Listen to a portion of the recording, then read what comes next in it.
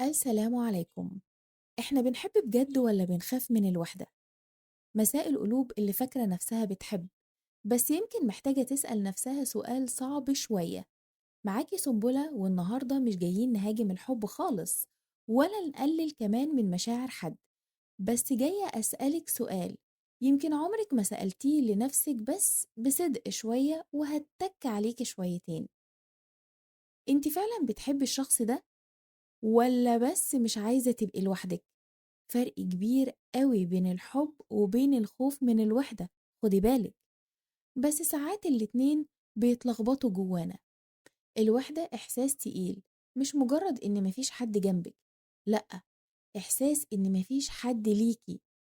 في اللحظات الهادية بالليل، في المناسبات، في الأوقات اللي بتبص فيها حوالين نفسك وتلاقي كل حد ماسك إيد حد، ساعتها ممكن نقبل بأي علاقة عادي جدا، مش علشان الشخص مناسب، لكن علشان الفراغ مرعب. في فرق بين الحب والتعلق. التعلق مش دايما حب. الحب فيه اختيار، فيه راحة، فيه مساحة. لكن التعلق فيه خوف، فيه قلق، فيه احتياج مستمر لتأكيد. لو كل شوية محتاجة تطمني إنه مش هيمشي، لو فكرة إنه يبعد مرعبة أكتر من فكرة إنه مش مناسب، يبقى يمكن اللي ماسك مش حب، يمكن خوف. ليه بنخاف من الوحدة للدرجة دي؟ علشان المجتمع بيصور الوحدة كأنها فشل، كأن اللي لوحده ناقصه حاجة. البنت اللي مش في علاقة الناس بتسألها ليه، محدش بيسأل انتي مرتاحة، انتي مبسوطة. فالخوف مش بس من الوحدة، الخوف من نظرة الناس، من المقارنة، من الإحساس إنك دايما متأخرة.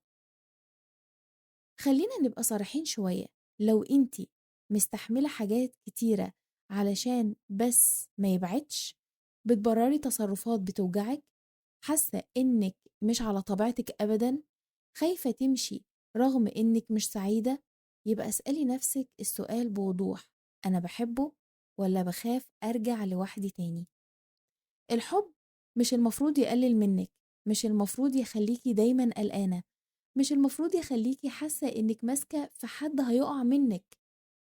طيب، والوحدة نفسها، هرد عليكي دلوقتي. طيب، لو سبت العلاقة وهتيجي الوحدة، الوحدة مش دايما عدو، ساعات بتبقى مرحلة ترتيب من أول وجديد. ساعات بتبقى وقت تعرفي نفسك، أو تبني ثقتك من تاني، تتعلمي تبقي كفاية لنفسك، علشان اللي اديتيه كان كتير قوي. الوحدة اللي بتيجي بعد قرار شجاع أكرم بكتير قوي من علاقة بتاخد منك كل يوم حتة. الحب الحقيقي مش بيخليكي مرعوبة طول الوقت، مش بيخليكي بتتعلقي فيه كأنه طوق نجاة.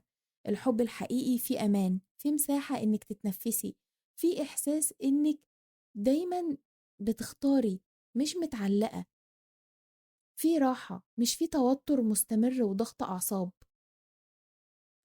خليني أقولك حاجة يمكن تخوفك شوية. أحيانا اللي ماسكنا مش الشخص، إحساس إننا لوحدنا من غيره، بس الحقيقة انتي قبل أي حد كاملة. الكمال لله وحده طبعا، بس انتي كاملة مش ناقصة. ربنا خلقك كاملة. لو العلاقة إضافة كملي، لو العلاقة خوف راجعي نفسك كويس. سؤالي ليكي النهاردة: لو شلنا خوف الوحدة من المعادلة، هتختاري نفس الشخص ولا لأ؟ جاوبي بصدق بينك وبين نفسك، مش لازم تكتبيلي، بس لازم تكوني صادقة مع نفسك، مع قلبك.